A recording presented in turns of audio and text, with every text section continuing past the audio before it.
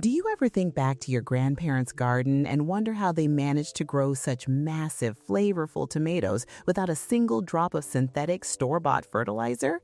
Their secret wasn't found in a plastic bottle. It was in the soil, and more specifically in how they built that soil. Long before fancy tumbling bins and bagged compost mixes lined the aisles of garden centers, our ancestors relied on some incredibly clever, resourceful, and sometimes downright surprising ways to turn waste into black gold. Today, we're taking a walk down memory lane to uncover 9 forgotten composting methods our grandparents used. Some of these are pure genius and ripe for a revival, while others, well, you'll quickly understand why we left them in the past. But all of them remind us of a time when true sustainability wasn't just a trendy buzzword, it was a way of life. Nothing was ever truly thrown away. Let's start with something that used to be a staple on almost every homestead: the Midden Heap. If you remember visiting an old family farm, you might recall a large, sprawling pile situated out behind the barn. This wasn't the neat 3-foot by 3-foot pallet bin we're told to build today. The Midden Heap was a massive, continuous catch-all for farm waste.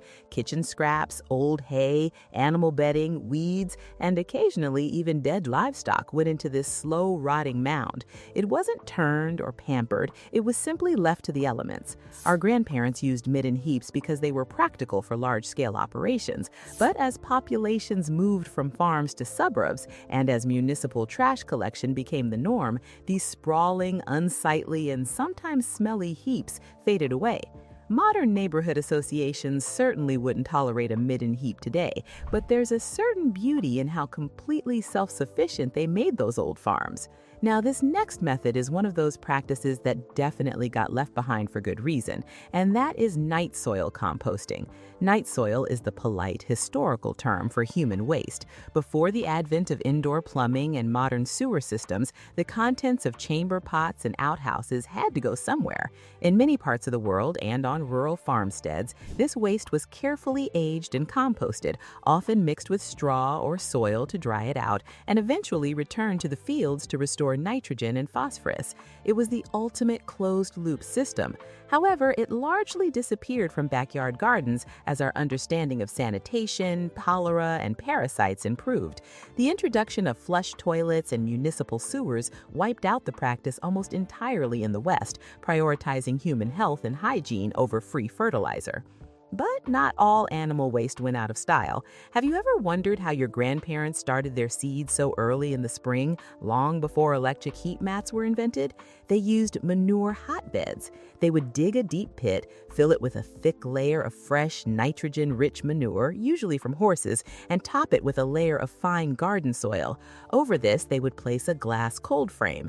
As the fresh manure decomposed, it gave off an incredible amount of steady, natural heat, warming the soil above it from the bottom up. This brilliant method allowed them to germinate seeds weeks before the last frost.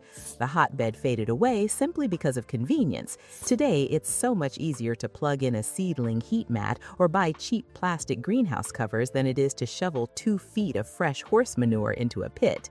Another resource they had in abundance was wood ash. Nearly every home was heated with a wood stove or fireplace, generating buckets of ash all winter long.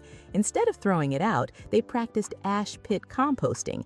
They would maintain a specific pit where they layered wood ash with damp organic matter, like autumn leaves or kitchen slops. The ash provided a massive dose of potassium and calcium, helping to break down the acidic materials and sweeten the final compost. As central heating, gas, and electricity replaced wood-burning stoves, we simply stopped producing the raw materials needed for ash pits. Plus, we learned that too much wood ash can drastically raise the soil's pH level, so modern gardeners are much more cautious about throwing it into their everyday compost bins. Speaking of autumn leaves, our grandparents didn't bag them up in plastic and drag them to the curb. They built leaf mold pits. They would dig a shallow trench in a shady spot, pile it high with wet fallen leaves, and perhaps cover it with a little soil or an old piece of burlap. Then they did the hardest thing of all. They waited. Often for 2 whole years. Unlike regular compost, which relies on bacteria and heat, leaf mold relies on a cool, slow fungal breakdown. The result was a dark, crumbly, earthy-smelling soil conditioner that holds water like a sponge. This method disappeared primarily because of impatience and the invention of the gas-powered leaf blower. Modern convenience dictates that we sweep our lawns clean in an afternoon and send the leaves away, robbing our own gardens of this incredible free resource. As gardening shifted into the early 20th century, a more structured approach emerged known as Sir Albert Howard's Indore method. If your grandparents were serious gardeners, they might have followed this specific recipe. It involved layering precise ratios of green matter, dry brown matter, manure, and thin layers of topsoil in a large, wide pile. The key to the Indore method was strict moisture control and turning the pile according to a rigid schedule to aerate it and keep the heat high. It was arguably the birth of modern scientific composting. However, as a strict backyard practice, it faded because it requires an immense amount of physical labor.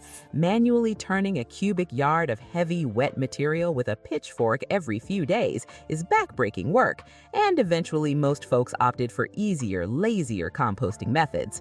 Around that same time, another fascinating, almost mystical method caught on in certain rural circles known as biodynamic preparations. Rooted in traditional teachings, this involved fermenting specific herbs like yarrow, chamomile, or stinging nettle, and most famously, packing cow manure into cow horns and burying them underground over the winter. In the spring, the highly concentrated decomposed matter inside the horn was dug up, diluted in water, and sprayed over the compost pile or the soil to inoculate it with beneficial microbes. It was like a homemade compost tea on overdrive.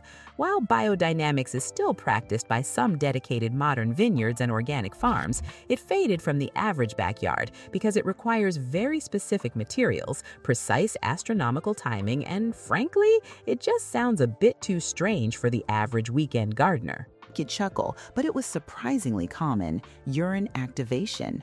When a compost pile full of dry autumn leaves or tough straw just wouldn't heat up, the old-timers knew exactly what it needed: a heavy dose of nitrogen. And the most readily available free source of liquid nitrogen on the homestead was human urine.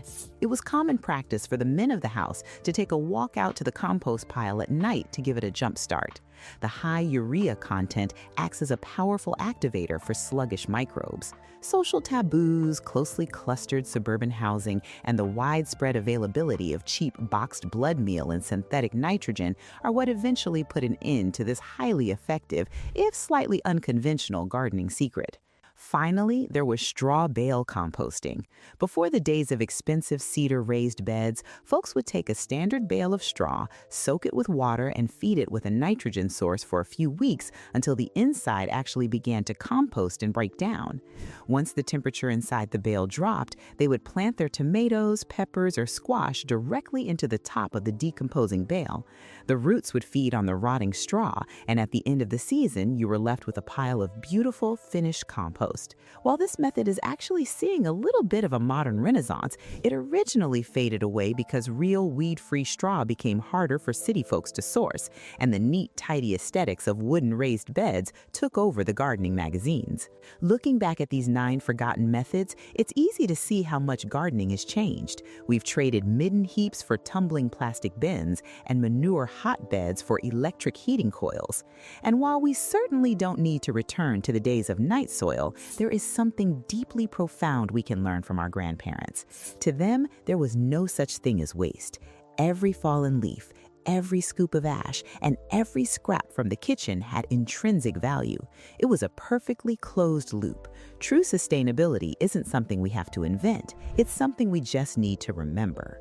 So, which of these old-school methods surprised you the most? Did your parents or grandparents have a unique way of making compost that I didn't mention here? I would absolutely love to hear your stories in the comments section down below. If you enjoyed this walk through gardening history, please give this video a thumbs up and make sure you're subscribed to the channel so we can keep keeping these traditional skills alive together. Until next time, keep your hands dirty, keep learning from the past, and happy gardening.